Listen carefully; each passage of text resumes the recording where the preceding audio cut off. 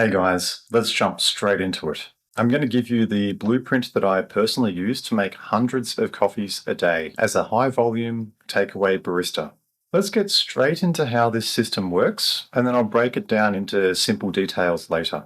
Basically, the first step is to receive the order, whether that's one coffee or multiple coffees. We then decide out of all of the coffees that we currently have on the screen, how many of those we're actually going to make as a working order. We then break down these individual drinks into their components, such as cup sizes, milk types, coffee shots required in each cup, and so on. We then rank the components in terms of the order that we're going to complete them. We then gather all of these components required for every drink that we're making as part of this active working order. We then start the action process and we work on completing these drinks sequentially from each component onwards until we end up with the finished drink. When we finish the last components off, congratulations, we've now finished completing all of the drinks that we were making as part of that active working order. The final drinks are now in front of us, and the only thing left to do is to get rid of them. Get them out of your workspace, whether that's putting it up on top of the machine for later, or calling it straight out to the customers,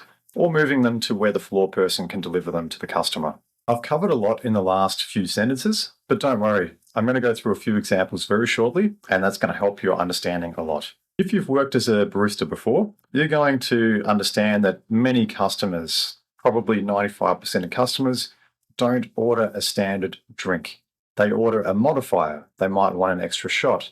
They might want honey, they might want sugar, they might want it half strength. The list goes on. This blueprint that I'm sharing today excels for the real world because it has the ability to create order from chaos. It allows you to group seemingly unrelated drinks together, breaking them down into their components so you can work on them side by side, get them done without having to put too much into your working memory and overload your system, without making any mistakes as well. Imagine trying to put this drink into your working memory. A large soy milk, decaf, quarter strength, mocha, half strength on the chocolate, just warm, with honey, and 2 sugars. If this isn't a regular customer order for you, chances are you're going to struggle to commit this to your working memory. You're going to regularly double check and triple check what you've just seen, and there's a high chance you're going to end up making a mistake anyway. So the first step we need to take here is simply to break this drink down into its components. If it's the only drink that you're currently making, firstly, get the cup.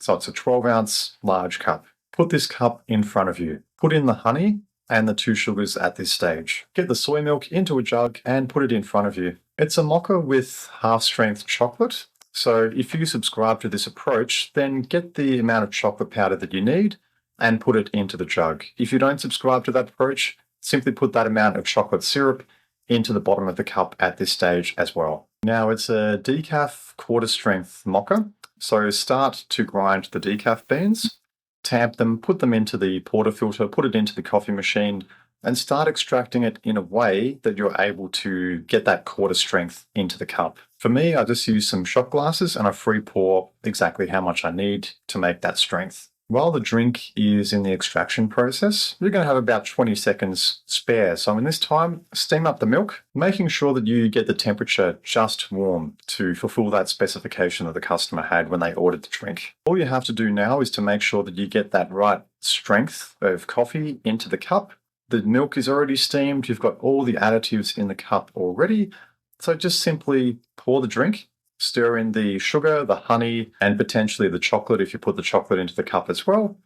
Put a lid on, serve to the customer, get it out of your workstation, and that drink is done. Instead of trying to commit this complicated order into our working memory, we've simply just broken it down into its components. We've grouped some of these components together, and we've worked through each group one at a time. By using this blueprint, you will have observed that making this drink has become no more complicated than making, say, a latte with an extra shot. So you might be asking, how exactly do you break down a large, complicated order? I've just done it myself, but what was my process to do that? Well, if in doubt, and this is what I'm going to recommend to you if you're just starting out with this approach, but work from the top down. One of the reasons why this works well is simply because the customer can order these modifiers in any way that they like.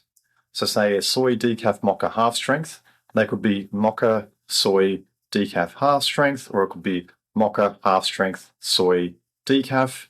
It's up to them, and it's also up to the floor person that is receiving that order to put it into that structure.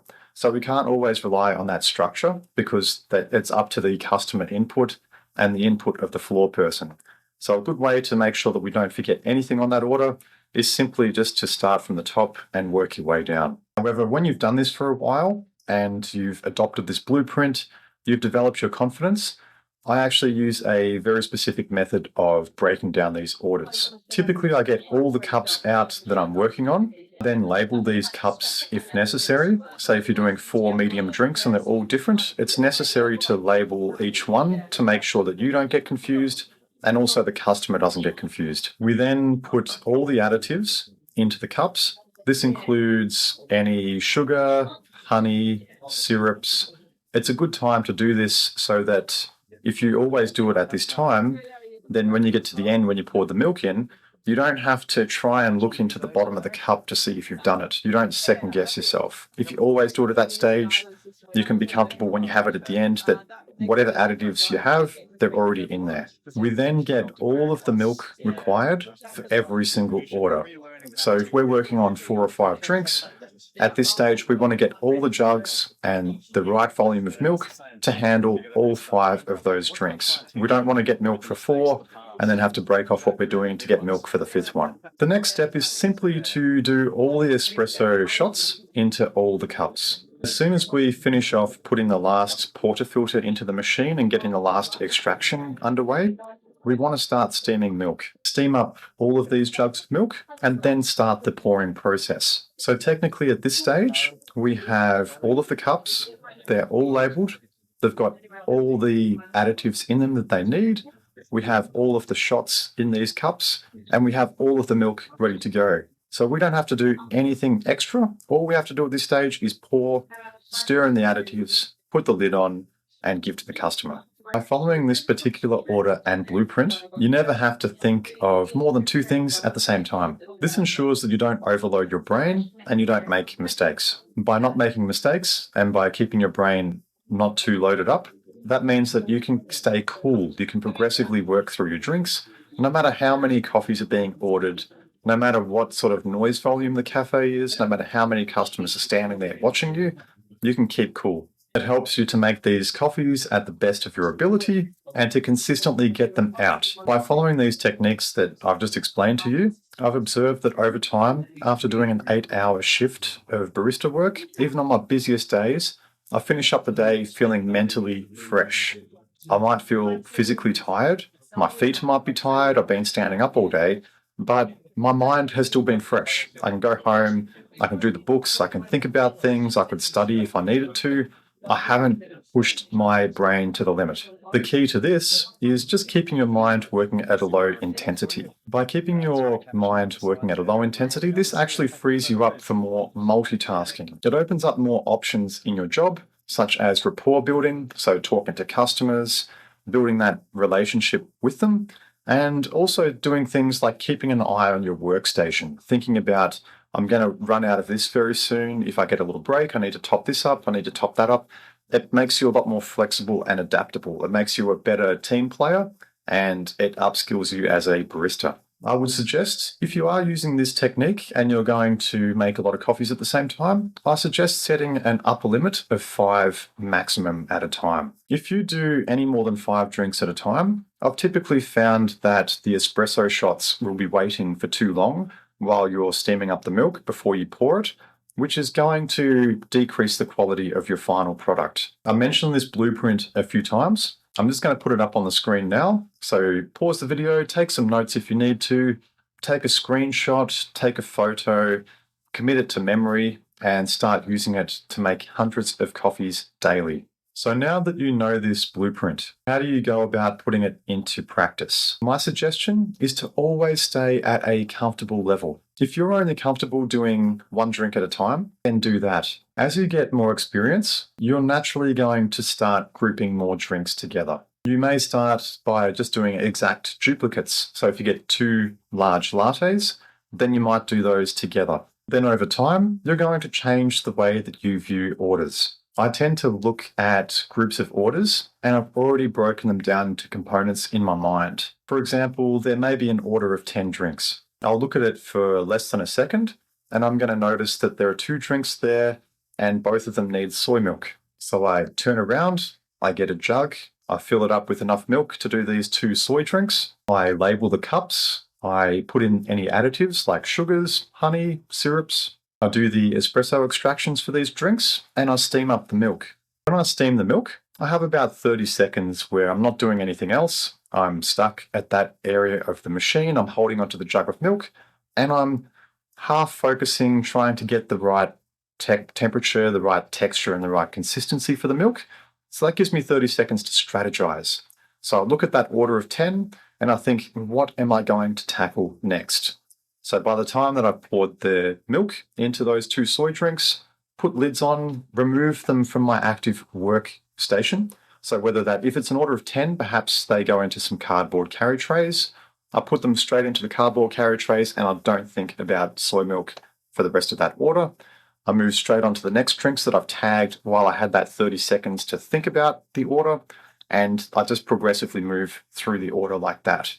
It's pretty high level stuff, but with practice and starting by being comfortable and working your way progressively harder and harder, more complicated examples, you're going to get there as well. Now, even though I have a lot of experience, I still have moments where I get stressed. Sometimes I run out of coffee beans in the hopper. Other times I'll run out of an alternative milk that's on the bench, and I'll have to go and get another one. This interrupts my timing because I've got everything down to a very fine art of exactly how long I wait for things. So by taking that timing, because I need to spend some extra time all of a sudden to fill up the hopper with some coffee beans or get another alternative milk, that puts me under a bit of stress because I'm out of my flow. So I'm going to finish off doing what I'm doing, and I'm going to still feel a little bit stressed. So my tip is to go back to a level where you feel comfortable. So I may have been doing 4 drinks at that time. I'm going to go back to doing 1 or 2 drinks for the next couple of orders, just so that I can regain my flow, calm down a little bit, become more comfortable, and then I can scale it back up to 4 drinks, 5 drinks at a time when I feel like I can handle it. I don't try the impossible. It's important to experiment to grow. If you don't practice, you're not going to get any better. So what I suggest is to wait for a quiet time during the business hours where you might have 1 or 2 customers and practice, experiment doing it when you're quiet. Do you want to see how this all works out in practice? I'm putting a video up on screen that demonstrates everything that I've just talked about in this video. I'm making 2 videos a week now, so please consider subscribing to support this channel and to stay updated. Enjoy!